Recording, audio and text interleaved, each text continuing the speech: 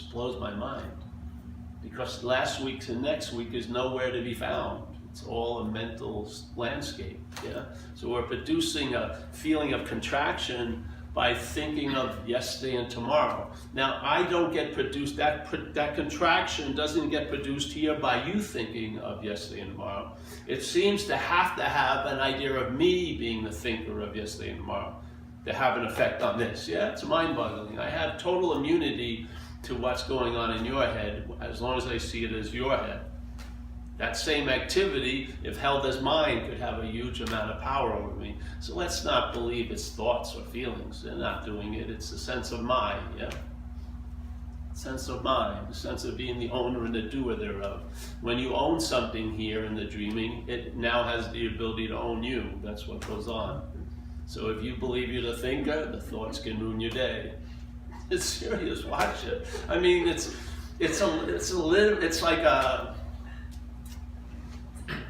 you know, when they do an autopsy, it's like a living autopsy. You can see it. You can see the activities because what you are isn't a production of those activities. You're seeing the activities produce ideas and assumptions and intimations, yeah? But you're not an intimation or assumption or an activity.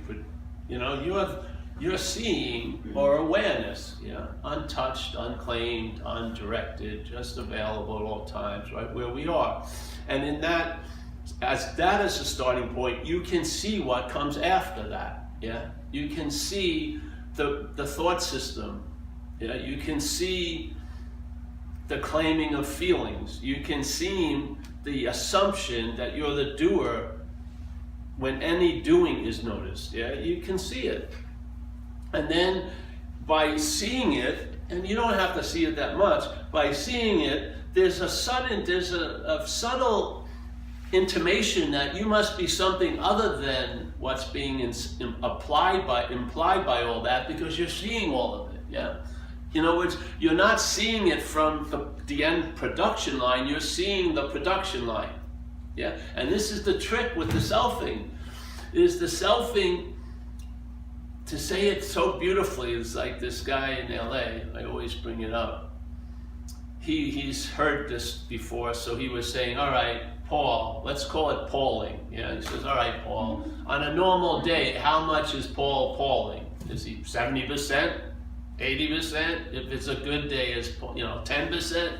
So Paul is Pauling. So the assumption, clear assumption, is Paul is doing the selfing.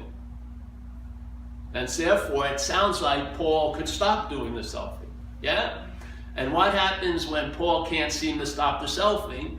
There's more blame on Paul, yeah? Because Paul is assumed to be the doer of the selfing, but it's the exact opposite. The selfing, the activities of the mental processes imply a self.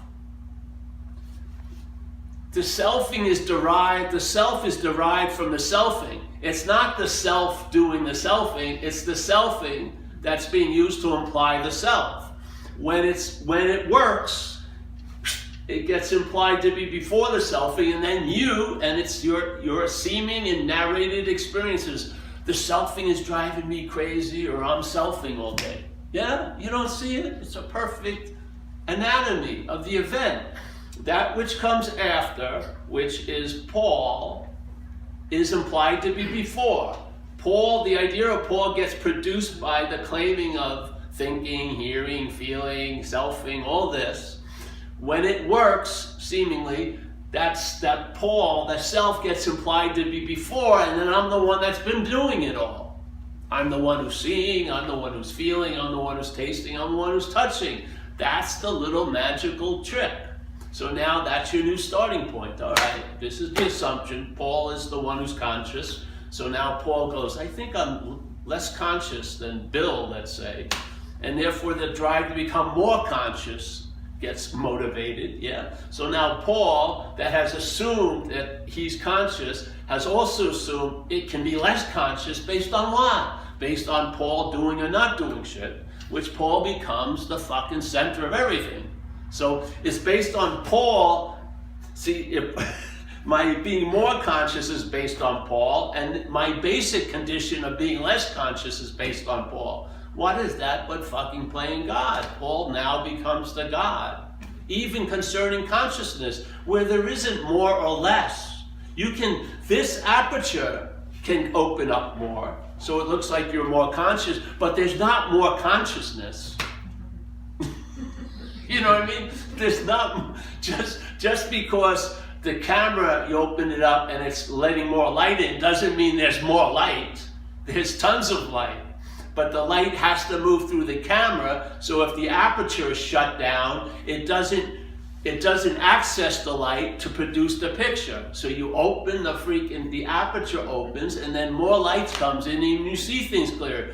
But did the camera produce more light?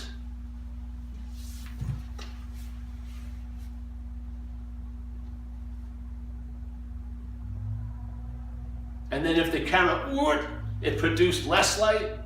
So suddenly the camera is more important than the light. That's what happens here.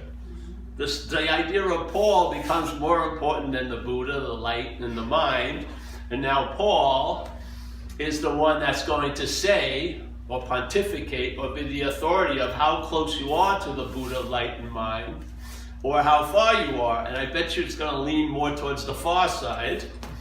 So you're going to be seeking to get more of what you think you have less of. Yeah? That's the fucking disease of seeking.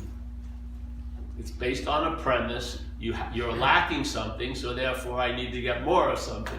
But the more you try to get it, the less you seem to have. What's what? Yeah.